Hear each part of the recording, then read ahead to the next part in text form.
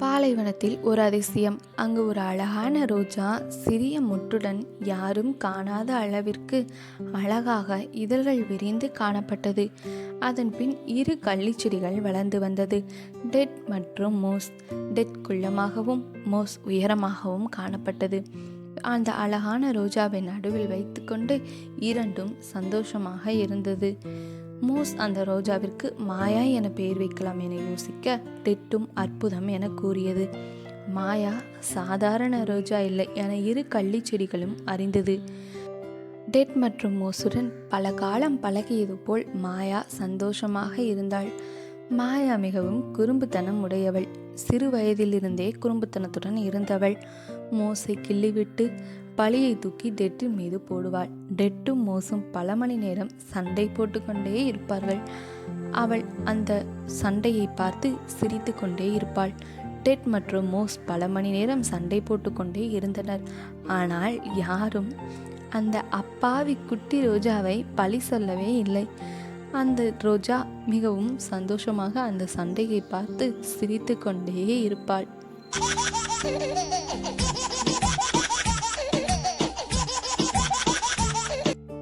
Dead மற்றும் மோஸ் இருவரும் மாயாவிற்கு தண்ணீர் தேவைப்படும் போதெல்லாம் அவளுக்கு தண்ணீர் கொடுப்பார்கள்.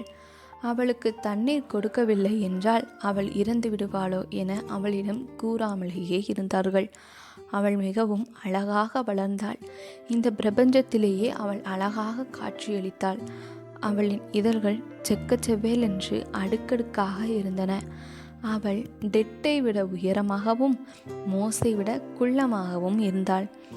இருவரும் மாயாவை நினைத்து பெருமிதம் கொண்டனர். அவளின் வேர்கள் நிலத்தடியில் பரவி இருந்ததால் அவள் மேற்பரப்பில் வலுவாக இருந்தாள். மோஸ் எப்பொழுது அவள் தண்ணீர் கேட்டாலும் அது தனது கிளையை விரித்து தண்ணீர் கொடுப்பார். எதுவும் மாறவில்லை. அவளை இருவரும் நேசித்து கொண்டேதான் இருந்தனர்.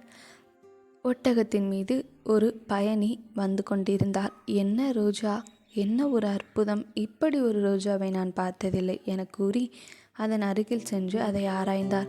பின் கிண்ணத்தில் தண்ணீர் எடுத்து வந்து அதன் அருகில் வைத்தார். நீ மிகவும் தாகத்துடன் இருக்கிறாய், என்னிடம் ஸ்ப்ரே உள்ளது என கூறிக்கொண்டே அதை எடுக்க சென்றார். ஆனால் மாயா எதையும் கவனிக்கவில்லை. அவள் அந்த தண்ணீரில் தனது பிம்பத்தை பார்த்து சந்தோஷமாக இருந்தாள்.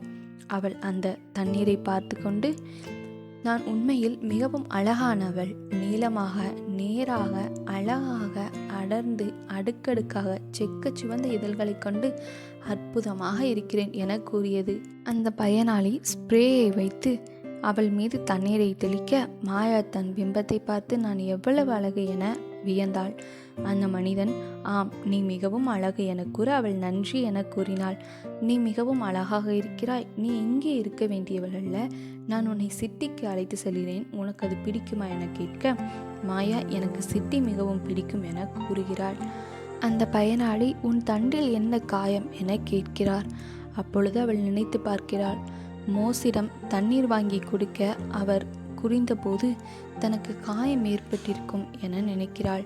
பின் அவர், நான் உன்னை வேருடன் பிடுங்கி செல்கிறேன் என பிடுங்க வரும் பொழுது டெட்டும் மோஸும் நகரம் மிக தொலைவில் இருக்கிறதே என யோசித்தார்கள். அப்பொழுது அவர் அந்த ரோஜாவை பிடுங்க முற்படும் போது டெட் மற்றும் மோஸ் இருவரும் அந்த பயனாளியை அடித்து விடுகின்றனர்.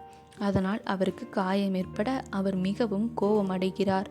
பின் அவர் மோஸை குத்த அவர் கையிலேயே மறுபடியும் காயம் ஏற்படுகிறது. மோஸ் சிரித்து கொண்டே முட்டாள் மனிதா என கூறி மறுபடியும் சிரித்து கொண்டே இருந்தது. அந்த மனிதன் மிகவும் கோபமடைந்து மோஸை காலால் எட்டி உதைக்க அவருக்கு காலிலும் அடிபட்டு விடுகிறது. பின் அந்த பயனாளி மிகவும் கவலையுடன் அங்கிருந்து புறப்படுகிறார். டெட்டும் மோஸும் சிரித்து கொண்டே இருந்தார்கள். ஆனால் மாயா சிரிக்கவில்லை.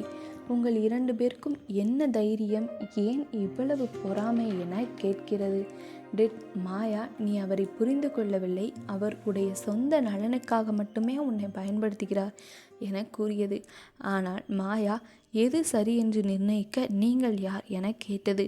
நீங்கள் இருவரும் அசிங்கமான செடிகள், நான் இந்த கிரகத்தில் அழகிய மலர் என கூறியது. மோஸ் உடனே, மாயா, உனக்கு இவ்வளவு தற்பெருமை இருக்கக்கூடாது என கூறியது. உங்களிடம் என்ன சிறப்பிருக்கிறது என கேட்க, டெட்டும் மோஸும் நாங்கள் வருடம் முழுவதும் தண்ணீர் சேமித்து வைக்கிறோம் என கர்வத்துடன் கூறியது. மாயா அதிகமாக சண்டை போட்டாள். இனி உங்கள் தண்ணீர் எனக்கு தேவையில்லை என கூறினார். டெட்டும் மோஸும் தங்களை கட்டுப்படுத்தி கொண்டு இருந்தனர். முதல் 2 நாட்கள் அவை தன் வேரில் இருந்த தண்ணீரை வைத்து கொண்டு சந்தோஷமாக இருந்தது. ஆனால் நாட்கள் போக போக அவை வலுவிழந்து விட்டது. பின் மாயா மிகவும் சோர்வுடன் இருந்தாள். அவள் வலுவிழந்ததை அவளால் உணர முடிந்தது. டெட்டும் மோஸும் நாங்கள் தண்ணீர் கொடுக்கிறோம், குடி என கூறியது. ஆனால் மாயா எனக்கு எதுவும் வேண்டாம் என கர்வத்துடன் கூறியது. பின் நாட்கள் போக போக அவள் மிகவும் வலுவிழந்து காய்ந்து போக ஆரம்பித்தாள். அப்பொழுது அவள் தனது தவறை உணர்ந்து அழுக ஆரம்பித்தாள். டெட்டிடமும் மோஸிடமும் நான் அப்படி பேசியதற்காக என்னை மன்னித்து விடுங்கள் என கூறியது. பின்னர் டெட்டும் மோஸும் மாயாவை பார்த்து கொண்டே இருந்தார்கள். பின்னர் அவர்கள், நீ உன் தவறை உணர்ந்து விட்டாய், நாங்கள் உன்னை மன்னித்து விடுகிறோம் என கூறி அவளுக்கு தண்ணீர் அளித்தது. பின் மாயா ஒரு நாட்கள் கழித்து சிறப்பாக அழகாக வளர்ந்து விட்டாள். பின் நீங்கள் என்னை மன்னித்து விட்டீர்களா என கேட்க அவர்கள் சிரித்துக்கொண்டே மன்னித்து விட்டோம் என கூறினர்.